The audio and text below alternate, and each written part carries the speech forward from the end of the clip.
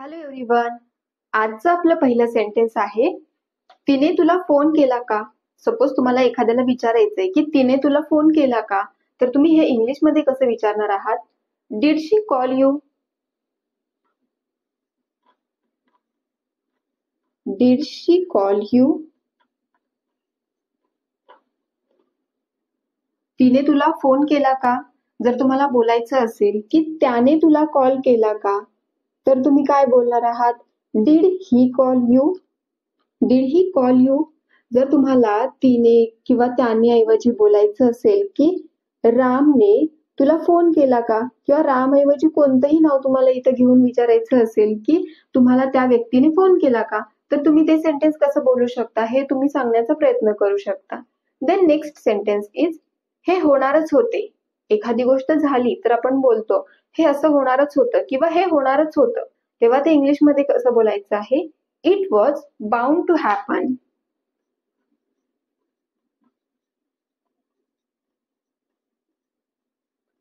It was bound to happen. It was bound to happen means हे होणारच होते. Then next sentence is, मी तुला कधीच काही बोललो नाही. एखाद्याला तुम्हाला बोलायचंय की मी तुला कधीच काही बोललो नाही, तर तुम्ही कसं बोलणार आहात? I never said anything to you.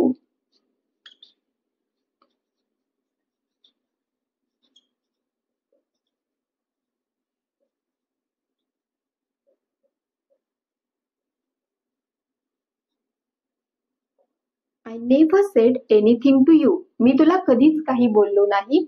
I never said anything to you. Next, मी तुला कधीच काही मागितले नाही. सपोज तुम्हाला एखाद्याला बोलायचंय की मी तुला कधीच काही मागितले नाही, तेव्हा कसं बोलायचं आहे? I never asked you for anything.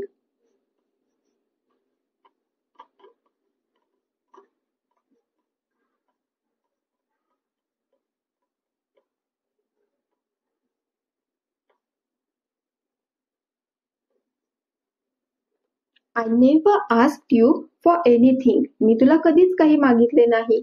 पण सपोज तुम्हाला प्रश्न विचारायचा आहे की मी कधी तुला काही मागितले आहे का? आपण सहज एखाद्याला बोलतो कधी कधी हे वाक्य की मी तुला कधी काही मागितले का, तर आपण हे तेव्हा इंग्लिश मध्ये कसं बोलायचं आहे? Have I ever asked you for anything? Have I ever asked you for anything?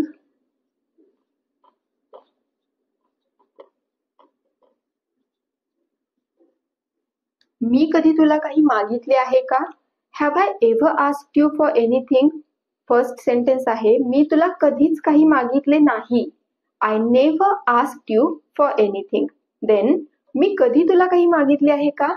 Have I ever asked you for anything?